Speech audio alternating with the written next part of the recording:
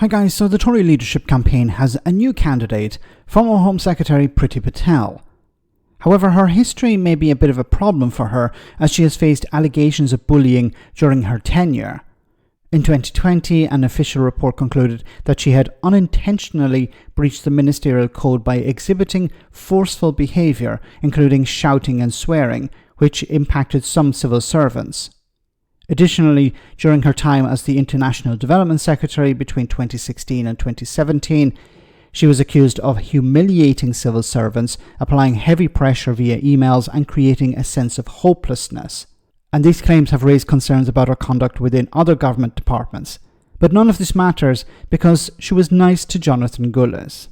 So the independent investigation you're saying was wrong. Priti Patel is not. Well, I think the independent investigation.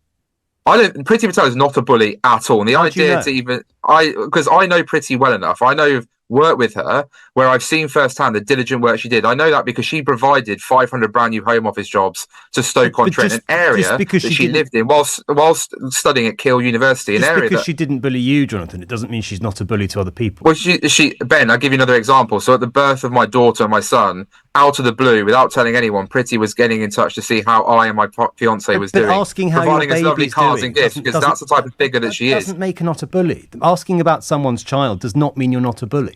But Ben, I'm telling you, I've seen her interact with civil servants in the Home Office when I've been in meetings. I've seen her interact with colleagues at senior and junior levels by being in the room in meetings. At no stage is she bullied. Is she firm at times? Yes, she is, and that's good, because she challenges what's presented before her. She challenges the worldly view. She challenges the civil servant orthodoxy. She challenges colleagues who maybe come in with a perspective that they think is right, but she may not agree with.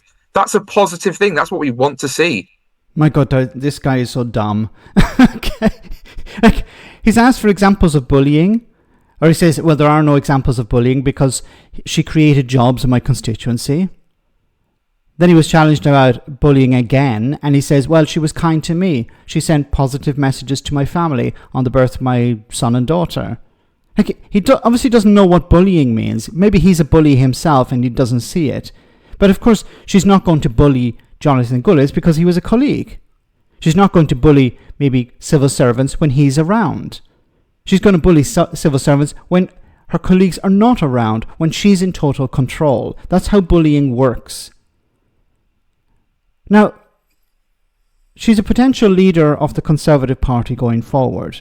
Do you really want somebody like this? She's made comments in the past during the Brexit negotiations how Ireland should be starved in order to extract some sort of concessions or to force some sort of agreement on the Irish border.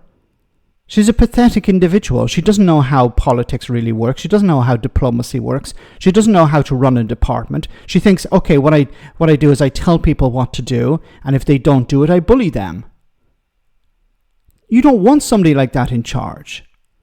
See, probably the bullying stems from, okay, I want to achieve X, and the civil servants say, look, we can't achieve X. Maybe it's not legal. Maybe it's not feasible.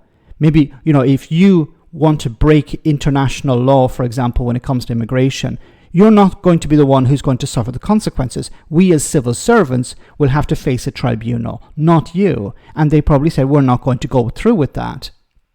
You're a flash in the pan. You're going to be here for a few months or maybe a couple of years. You're going to try and implement policies that we will have to answer for in the future. So we're not going to go through with that. And her response would not be, okay, well, you're probably right. No, her response was to be forceful, to bully. You don't want somebody like that in charge. Once again, maybe the reason Jonathan Gullis doesn't see any bullying is because maybe he's one himself. Let me know in the comment section, guys, what you think. As always, your comments are greatly appreciated. Thanks a lot.